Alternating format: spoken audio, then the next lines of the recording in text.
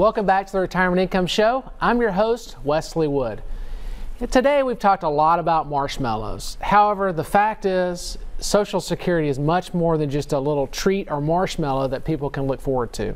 Even if you have a comfortable savings, Social Security may still be more valuable and strategically important than you even realize. Let's consider this. Suppose your benefit based on your lifetime earnings when you start taking it starts at $2,000 a month. Well, if you just lived for 10 years, you would have received over $300,000 in lifetime benefits. If you live for 20 years, into your 80s, let's say, you would have received over $600,000 in lifetime benefits. And if you live into your 90s, you would have, over 30 years, you would have received over $1 million over your lifetime. Now, this calculation does improve an annual cost of living increase of around 2.8%, which is the current level. But as I mentioned before, that increase may be even higher in the future if President Biden has his way. The point is here is that although Social Security isn't enough for most people to achieve their retirement goals, it may be a bigger and more important asset than you even realize. And in my experience, many people who think that they have plenty of savings end up taking their Social Security for granted. And that's a danger. And the potential danger is that they've never taken the time to calculate their retirement income needs with all the relevant factors taken into account.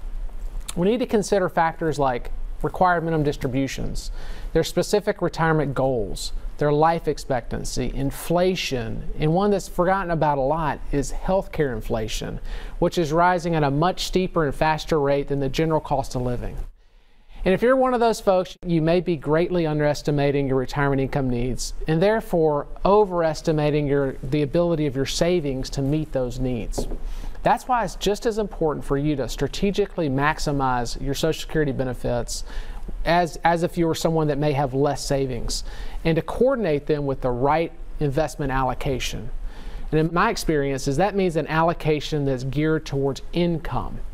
And once again, you can learn much more about the right way to take your benefits by reaching out to me directly at retiretv.com or by calling 855-776-0614. Ultimately, Social Security can serve as a foundation of a sound retirement income strategy, regardless of your level of wealth. However, it's not going to happen magically. And it's just not as simple as figuring out whether you should take your marshmallow right now or take your marshmallows later. That, as we've seen, is just only a trick and only a part of when it comes to truly maximizing your Social Security benefits. But hey, let's welcome back David Scranton. Welcome back, Dave. Well, thank you very much. So while we're on this topic of other investments and integrating other investments with Social Security, let's break it down. Let's start with, if I were to take Social Security early. Now, I know it's not what you're recommending, but if I take it, let's say at age 62, then what do I need to do with my investments to make sure that they're coordinated with that early benefit? Yeah, well, I don't always recommend waiting until 70. Some of my clients do take it at 62 and it works out great. But in order to make sure you have enough income in retirement, you need to figure out, first of all, how much income you need to have, which is the goal setting process that we've talked about in previous shows.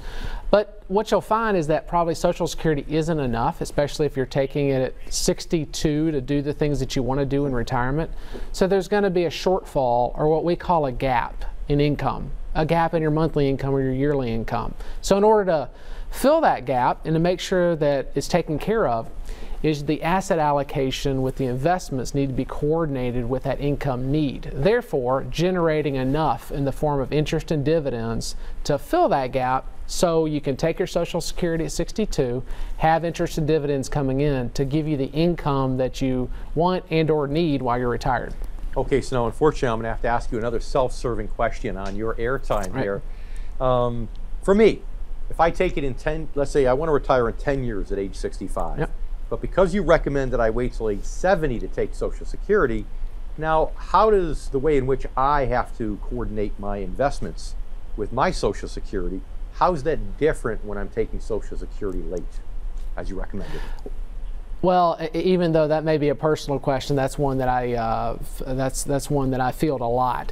So if you're going to retire at 65, or if I have a client that wants to retire at 65, but they know that in order to get the very most out of Social Security for their lifetime, because we've run an analysis, we've done all the work, we've looked at the details, and they say, oh, I can get a whole lot more from Social Security by waiting those 5 years to get to 70. Well, we need to make sure that the investment allocation is geared towards more conservative, fixed income, interest and dividends, so they can feel comfortable and safely take money out of that portfolio for those 5 years to fill that gap or that void. Even if they're depleting a little bit of principal, that's okay, but we don't need to be taking on a lot of risk, because if we're taking on a lot of risk in those 5 years and their portfolio drops, that could spell disaster. So we need to make sure that the allocation is geared towards income and safety for those few 5 years that we see. Because right now, I mean, I would love it if I can get a CD that would guarantee me 8%. And by deferring Social Security, that's exactly what you're doing for me, is getting me 8% guaranteed growth. But if I had money in the stock market and let's say it dropped by 40, 50%, now I may not be able to sell at a loss. And I might have to take Social Security early and forfeit all that risk-free 8% growth that I really wouldn't want to forfeit, right? Exactly, or even worse, maybe you have to go back to work to save up again and start all over again, all those bad things. But yes, if there is a bank out there that's offering you 8%, I would not only walk away with your wallet, I would run the other direction. So if we can get 8% from the government, that's right. That's a pretty good way to go. So making sure that asset allocation is more conservative and geared towards income, we can get that 8%. We can have our cake and eat it too. But Dave, hey, thanks again for joining us on the show. I'm Wes Wood, the Income Guy. And if you have any questions about anything that we've covered on today's show, please reach out to me at retiretv.com or by calling 855-776-0614. Hey, thanks again for watching, and be sure to tune in next week.